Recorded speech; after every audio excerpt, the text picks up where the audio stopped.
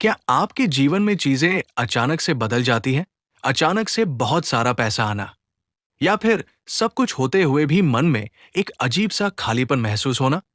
क्या आपको कभी ऐसा लगता है कि आप इस दुनिया की भीड़ का हिस्सा नहीं हैं, बल्कि आपकी मंजिल कुछ और ही है? अगर आपका जवाब हाँ, तो इसका सीधा कनेक्शन आपकी कुंडली में बैठे उस ग्रह से है, जिसे दुनिया छाया ग्रह कहती है, यानी केतु। नमस्कार दोस्तों, स्वागत है आपका हमारे चैनल पर। ज्योतिष शास्त्र में राहु और केतु का नाम सुनते ही अक्सर लोग डर जाते हैं, लेकिन आज मैं आपको एक ऐसा सच बताने जा रहा हूं जो आपके सोचने का नजरिया बदल देगा। केतु कोई राक्षस या बुरा ग्रह नहीं है। केतु मोक्ष का कारक है। ये अध्यात्म, इंट्यूशन, इंट्यूशन और उस रहस्य का प्रतीक है जिसे विज्ञान भी नहीं समझ पाया। राहु अगर चाहत है तो केतु वैराग्य, डिटैचमेंट है। जिस भाव में केतु बैठता है, उस भाव की चीजों से वो आपको थोड़ा दूर करता है, ताकि आप अपने असली सवा सेल्फ को पहचान सके। आज के इसके मास्टर क्लास वीडियो में हम पूरे विस्तार से जानेंगे कि आपकी जन्म कुंडली के 1 से लेकर 12 भावों तक केतु जब बैठता है तो वो आपकी जिंदगी में क्या चमत्कार और क्या चुनौतियां लेकर आता है। तो अपनी कुंडली खोल लीजिए, क्योंकि आज कई गहरे राज खुलने वाले हैं। वीडियो को अंत तक जरूर देखिएगा, क्योंकि आखिर में मैं केतु को बैलेंस करने के कुछ बहुत ही सटीक और आसान उपाय भी बताऊंगा। प्रथम भाव। शुरुआत करते हैं कुंडली के प्रथम भाव यानी लग्न से। पहला भाव आप खुद है, आपका शरीर, आपका व्यक्तित्व। जब केतु यहां बैठता है तो व्यक्ति का व्यक्तित्व बहुत ही रहस्यमयी, मिस्टेरियस हो जाता है। ऐसे लोगों को कोई आसानी से समझ नहीं सकता। ये लोग बाहर से शांत दिख सकते हैं, लेकिन इनके अंदर विचारों का एक तूफान चल रहा होता है। सकारात्मक, पॉजिटिव इनकी सिक्स्थ सेंस बहुत कमाल की होती है। ये होने वाली घटनाओं को पहले से भांप लेते हैं। ये लोग गहरे विचारक, डीप थिंकर्स होते हैं। चुनौती, चैलेंज, कभी कभी ये खुद को लेकर कंफ्यूज रहते हैं। मैं कौन हूं? मेरा लक्ष्य क्या है? ये सवाल इन्हें परेशान करते हैं। इन्हें सिर दर्द या अनजान एलर्जी की समस्या हो सकती है। सलाह, पहले भाव के केतु वालों को ध्यान, मेडिटेशन जरूर करना चाहिए। इससे इनकी ऊर्जा सही दिशा में जाती है। द्वितीय भाव, 2 एनडी हाउस। अब आते हैं दूसरे भाव पर। ये भाव हमारी वाणी, स्पीच, परिवार, फैमिली और संचित धन, सेविंग्स का है। प्रभाव, केतु जब दूसरे भाव में आता है तो व्यक्ति की वाणी में एक अजीब सी सच्चाई और तीखापन आ जाता है। ये लोग जो मुंह पर आता है बोल देते हैं, जिसकी वजह से कई बार इनके रिश्ते खराब हो जाते हैं।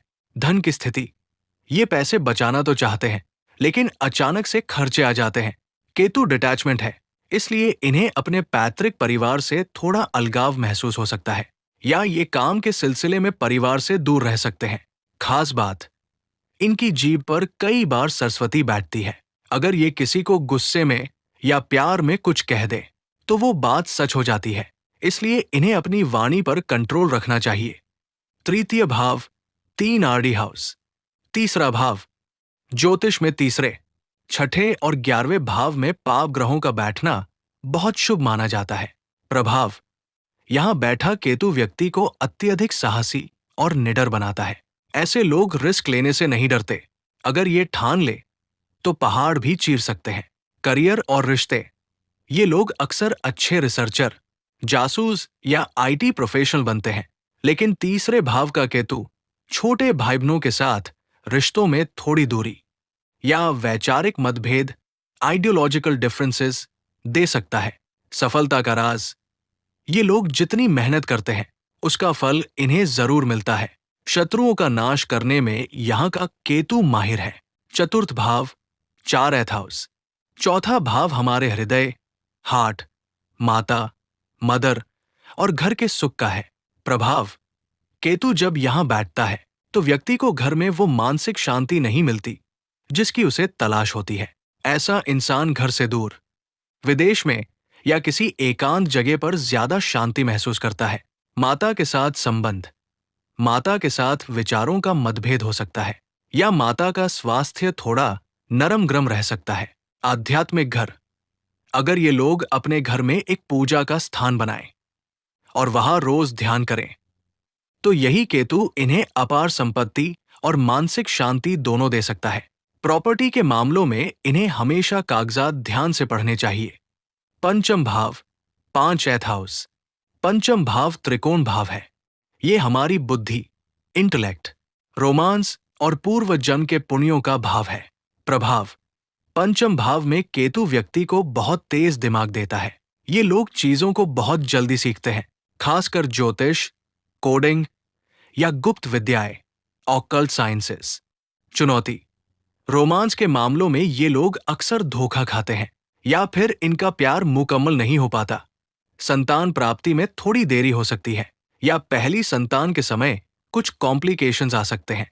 वरदान, ये केतु मंत्र सिद्धि के लिए सबसे अच्छा माना जाता है। अगर ऐसा व्यक्ति किसी मंत्र का नियमित जाप करे तो उसे बहुत जल्दी सिद्धियां प्राप्त हो सकती है।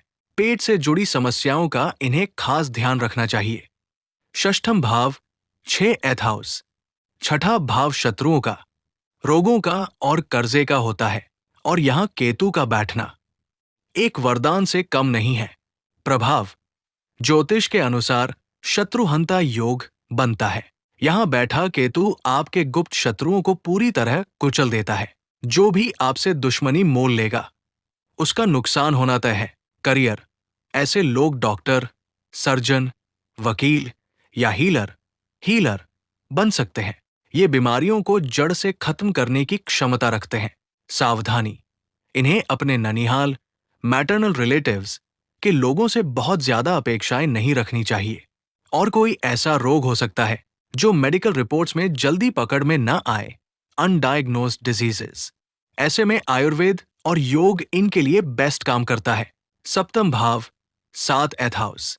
अब बात करते हैं उस भाव की जिसका इंतजार बहुत से लोगों को होता है, सप्तम भाव। ये विवाह और बिजनेस पार्टनरशिप का भाव है।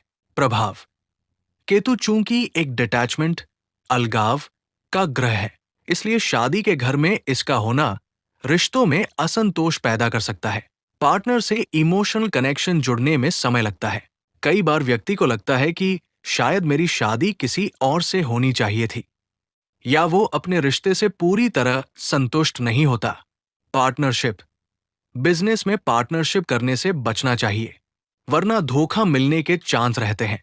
सकारात्मक पक्ष, अगर इनका जीवन साथी आध्यात्मिक प्रवृत्ति का हो तो ये शादी बहुत सफल होती है। इस केतु वाले लोगों को अपने जीवन साथी को स्पेस देना चाहिए। रिश्ते में चिपकू, क्लिंगी होने से बचना चाहिए। अष्टम भाव, 8th हाउस। 8वां भाव कुंडली का सबसे रहस्यमयी भाव और केतु खुद एक रहस्य है।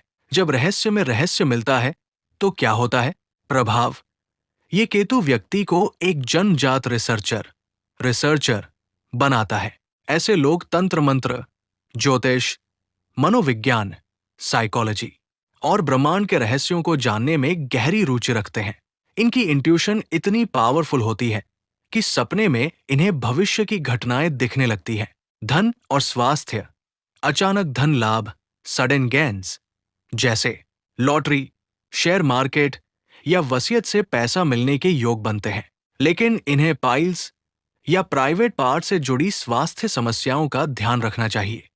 चेतावनी, इन्हें कभी भी काले जादू या गलत तांत्रिक क्रियाओं के चक्कर में नहीं पड़ना चाहिए वरना केतु इन्हें पूरी तरह बर्बाद कर सकता है। नवम भाव, 9th हाउस। नवम भाव भाग्य, लक और धर्म का होता है। प्रभाव, यहां बैठा केतु व्यक्ति को सच्चा आध्यात्मिक बनाता है। ऐसा इंसान दिखावे की पूजा पाठ में विश्वास नहीं करता बल्कि उसका भगवान से एक सीधा आंतरिक कनेक्शन होता है। यात्राएं और पिता, इन्हें धार्मिक यात्राएं करना बहुत पसंद होता है। पिता या गुरु के साथ इनके वैचारिक मतभेद, डिफरेंसेस ऑफ ओपिनियन हो सकते हैं। ये रूढ़िवादी परंपराओं को नहीं मानते बल्कि हर चीज में लॉजिक खोजते हैं।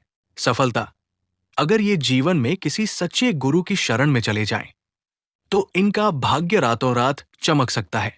उम्र के 42वें या 48वें वर्ष के बाद इनका जीवन पूरी तरह से एक सकारात्मक मोड़ लेता है। दशम भाव, 10th हाउस। दशम भाव हमारे कर्म, प्रोफेशन का, हमारे स्टेटस का होता है।